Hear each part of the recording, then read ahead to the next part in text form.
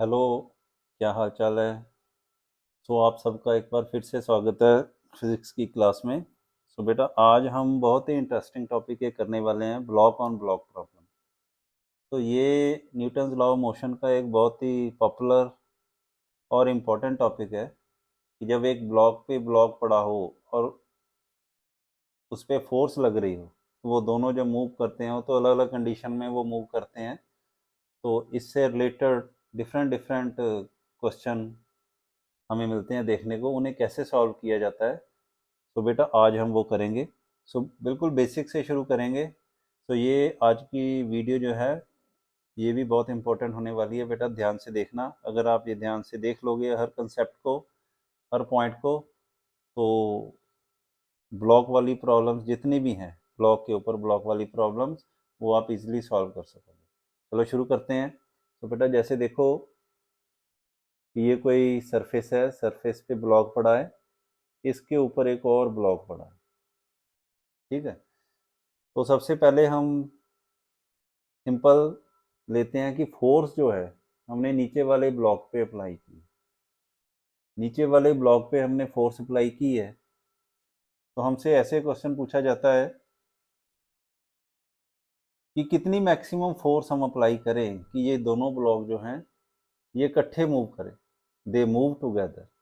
What is the value of applied force for which these block move together, maximum applied force. What is the value of maximum applied force which can be applied to move these blocks together?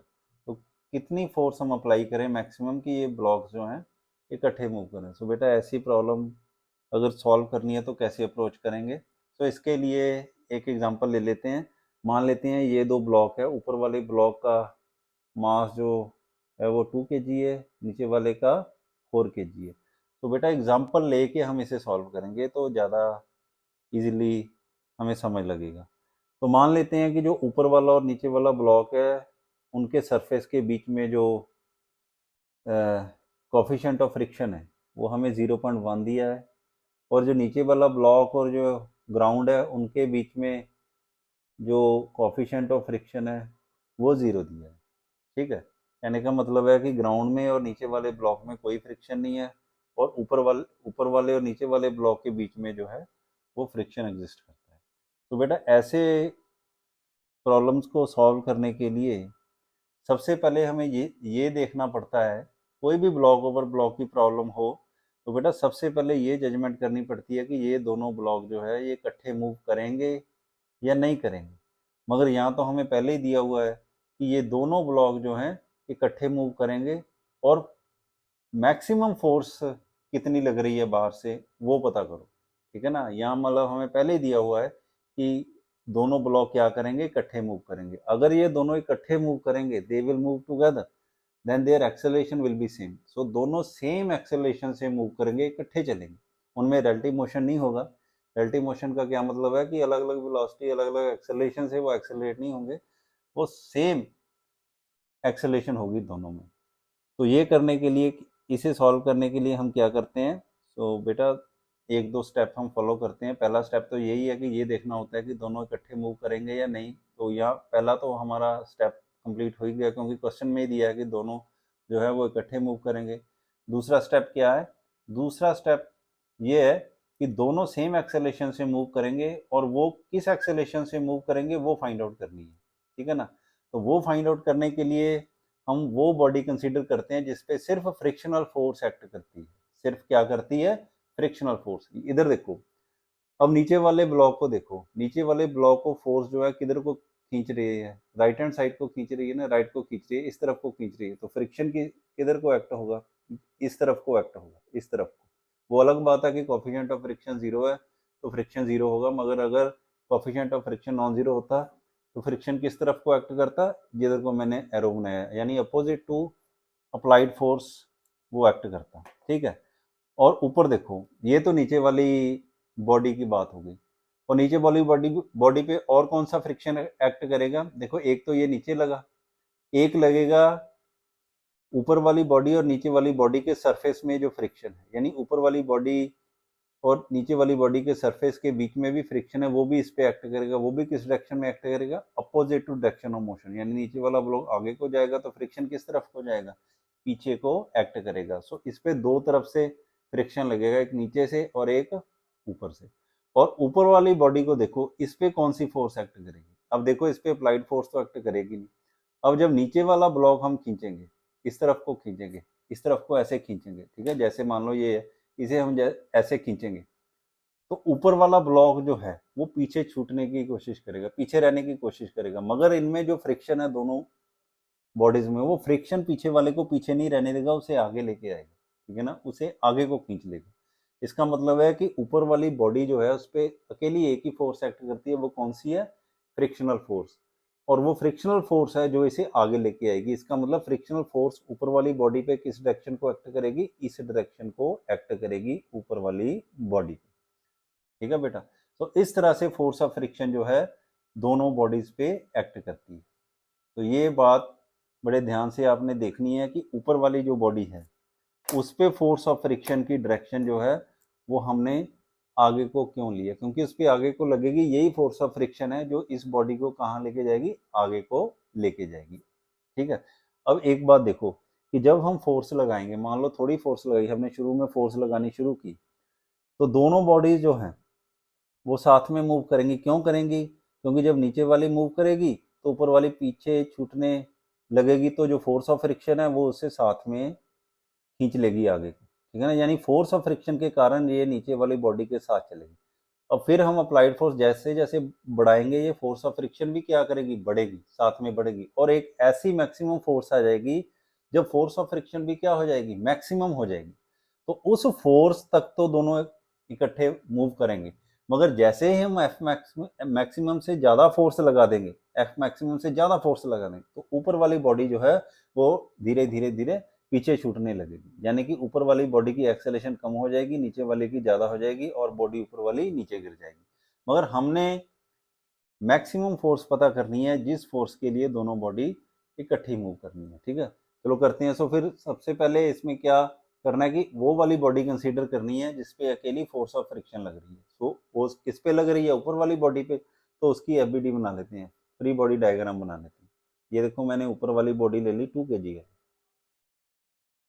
इस पे force of friction किस तरफ को लग रही है? इस तरफ को लग रही है, जो इसे आगे को खींचकर ले जा रही है, ठीक है। और तो इस पे कोई फोर्स लग नहीं रही। तो एक्सेलेरेशन इसमें क्या है? मान लेते हैं ये एक्सेलेरेशन, ठीक है। तो एफ किसके इक्वल हो गई? एम इंटू ए हो गई, ठीक है ना। मास इंटू एक्सेलेरेशन होती है, फोर्स किसके इक्वल होती है? Mass into acceleration according to Newton second law. मगर अगर हम फोर्स ऑफ फ्रिक्शन का फार्मूला देखें तो किसके इक्वल होती है? Mu into N, coefficient of friction into normal is equal to mass into acceleration. Normal किसके इक्वल होती है? तो आपको मालूम ही है, mg के इक्वल होती है, is equal to mass into acceleration. हो गया, मास से मास क्या हो गया? कैंसिल हो गया। तो एक्सेलेरेशन किसके इक्वल आ गया? आ गई म्यू इंटू जी के इक्वल आ गई। तो म्यू यहाँ पे कितना है? 0.1 है, और जी कितना है?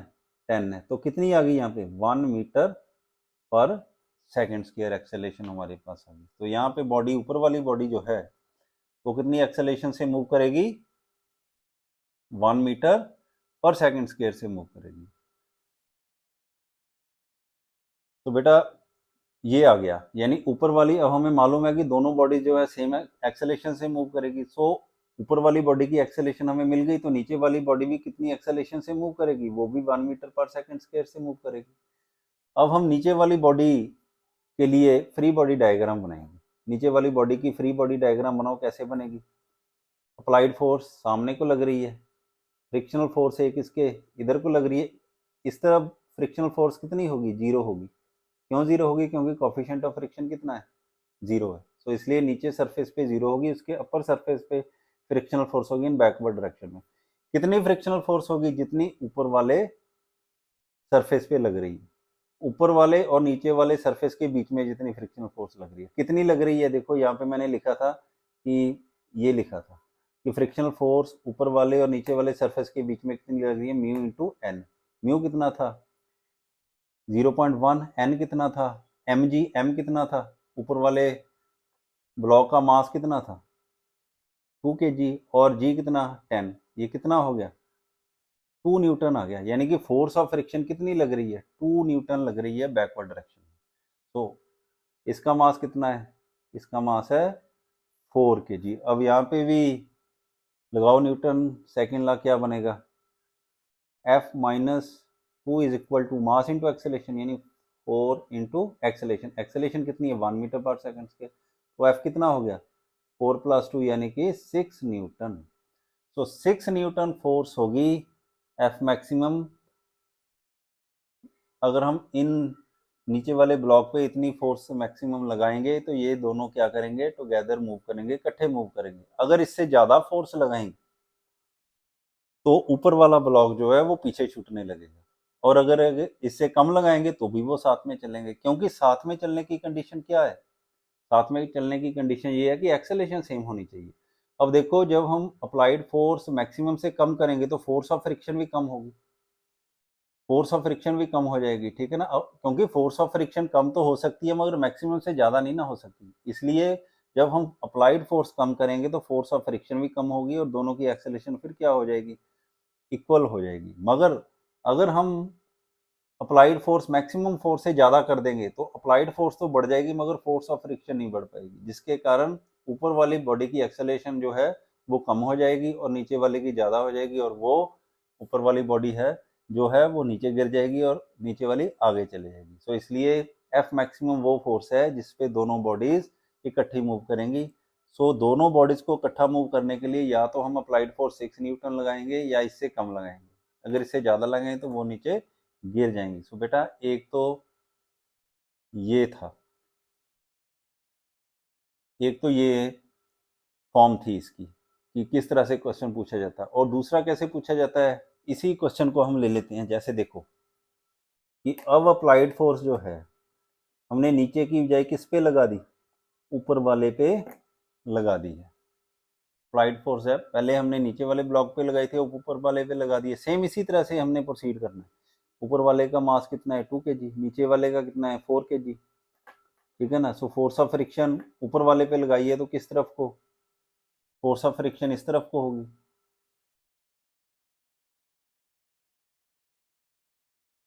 फोर्स ऑफ फ्रिक्शन ऊपर वाले, क्योंकि अपोजिट टू मोशन लगती है ना, तो नीचे वाले, ये तो ऊपर वाले की बात होगी। अगर नीचे वाले ब्लॉक को देखो तो इस पे फोर्स ऑफ फ्रिक्शन कैसे लगेगी, क्योंकि जब ऊपर वाले ब्लॉक को हम खींचेंगे तो नीचे वाला जो पीछे छूटने लगेगा, तो इसके भी जो फोर्स ऑफ फ्रिक्शन है वो इसे आगे को खींचेगा साथ में। तो नीचे वाले पे फोर्स ऑफ फ्रिक्शन किस डायरेक्शन को लगेगी, फॉरवर्ड डायरेक्शन को लगेगी नीचे वाले पे, ठीक है ना, जो नीचे वाला ब्लॉक। तो नीचे वाले ब्लॉक पे force of friction forward direction को लगेगी और ऊपर वाले पे बैकवर्ड डायरेक्शन को लगेगी। ये क्यों लगेगी अभी मैंने आपको बताया, तो इस बात का ध्यान रखना है। अगर ये आपने सही कर लिया तो आगे हो जाएगा। अब इसके बाद मैंने आपको क्या स्टेप बताया था, अब मैंने ये बताया था कि वो वाली बॉडी कंसीडर करनी है जिसपे अकेली फोर्स ऑफ फ्रिक्शन लगती है। फोर्स ऑफ फ्रिक्शन किस पे लग रही है, नीचे वाली बॉडी पे। तो पहले नीचे वाले बॉडी की हम एफबीडी बना लेते हैं, फ्री बॉडी डायग्राम बना लेते हैं। ये 4 kg है, ये आपको मालूम है कि इसके बीच में force of coefficient of friction 0 दिया है और इसके बीच में कोफिशिएंट ऑफ फ्रिक्शन जो है कितना दिया है 0.1 दिया है। तो ये आ गया 4 kg का। इस पे क्या हो रहा है, फोर्स ऑफ फ्रिक्शन लग रही है अकेली फॉरवर्ड डायरेक्शन में, ठीक है ना। तो अब ये मूव तो टुगेदर करेंगे, इकट्ठे करेंगे, तो इसका मतलब है दोनों में एक्सेलेरेशन सेम होगी। तो मान लेते हैं इसमें एक्सेलेरेशन ये है, तो लगा दो न्यूटन का सेकंड लॉ, एफ किसके इक्वल हो गया, मास इनटू एक्सेलेरेशन, क्योंकि और तो कोई फोर्स लग नहीं रही नीचे इसके सरफेस पे, तो कोई लगेगी नहीं क्योंकि कोफिशिएंट ऑफ फ्रिक्शन कितना है 0 है। सो एफ इज इक्वल टू कितना आ गया एम ए, और ए कितना आ गया एफ ओवर एम के इक्वल आ गया। तो एफ कितना होगा, फोर्स ऑफ फ्रिक्शन को निकालने के लिए हम क्या करते हैं, ऊपर वाले ब्लॉक का यूज करते हैं, ऊपर वाले, क्योंकि ये जो फोर्स ऑफ फ्रिक्शन है ऊपर और नीचे वाले ब्लॉक के बीच में है, तो ऊपर वाले ब्लॉक का यूज करते हैं। सो फोर्स ऑफ फ्रिक्शन कितनी आएगी, ऊपर वाले ब्लॉक को अगर हम देखें तो एफ किसके इक्वल आएगा mu into N. So mu कितना है, ऊपर वाले ब्लॉक और नीचे वाले ब्लॉक में कितना म्यू दिया है 0.1, और एन क्या होता है, नॉर्मल क्या होती है एम जी, ये हो गया 2 × 10। ये कितनी आ गई, ये आ गई 2 न्यूटन आ गई, ठीक है ना। सो फोर्स ऑफ फ्रिक्शन यहाँ पे हम वैल्यू ये यूज़ कर लेंगे, ये आ गया 2। और मास कितना है इसका नीचे वाले ब्लॉक का 4 है, और ये कितनी आ गई 1/2 कितनी आ गई 0.5 मीटर पर सेकंड स्क्वायर आ गई, 0.5 मीटर पर सेकंड स्क्वायर एक्सेलेरेशन आ गई है। अब ठीक है, अब ऊपर वाले ब्लॉक की एफबीडी बनाओ क्या बनती है। ऊपर वाला ब्लॉक क्या है 2 kg है, फोर्स अप्लाइड फोर्स इस तरफ को लग रही है और फोर्स ऑफ फ्रिक्शन किस तरफ को लग रही है, इस तरफ को लग रही है। ठीक है, तो फिर क्या बन जाएगा इसका F minus F is equal to mass into acceleration. Mass कितना है इसका 2 है, और एक्सेलेरेशन कितनी है अभी हमने निकाली थी 0.5, क्योंकि दोनों ब्लॉक सेम मूव करेंगे तो एक्सेलेरेशन दोनों में क्या होगी सेम होगी। ठीक है, तो फोर्स ऑफ फ्रिक्शन भी हमने निकाली थी अभी, कितनी है, कितनी निकाली थी 2 न्यूटन निकाली थी। 2 इज इक्वल टू ये कितना हो जाएगा 1 हो जाएगा, तो एफ की वैल्यू क्या हो जाएगी, ये हो जाएगी 2 + 1 3 न्यूटन हो जाएगी। ठीक है ना, तो 3 न्यूटन फोर्स आएगी, मैक्सिमम फोर्स आएगी जो हम ऊपर वाले ब्लॉक में मूव लगा सकते हैं, ताकि दोनों ब्लॉक जो हैं वो इकट्ठे मूव करें। अगर इससे ज़्यादा फोर्स लगाएंगे तो दोनों इकट्ठे मूव नहीं करेंगे, आगे वाला तो आगे चला जाएगा मगर नीचे वाला पीछे रह जाएगा, और अगर इससे कम लगाएंगे तब भी दोनों ब्लॉक्स जो हैं वो इकट्ठे मूव करेंगे। ठीक है, अब देखो इसको एक और तरीके से भी पूछा जा सकता है, वो क्या है अब वो हम डिस्कस करेंगे।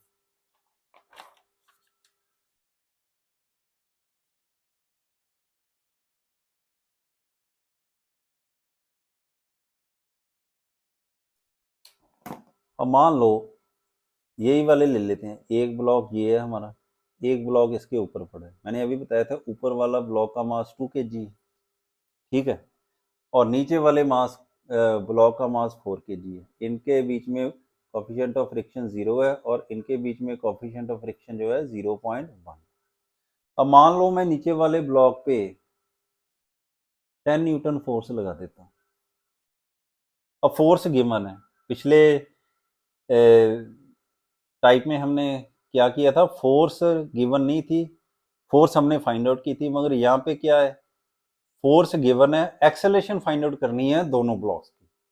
पहले एक्सेलेरेशन गिवन थी, फोर्स फाइंड आउट की थी, अब हमें फोर्स गिवन है, क्या पता करना है एक्सेलेरेशन फाइंड आउट करनी है दोनों ब्लॉक्स की।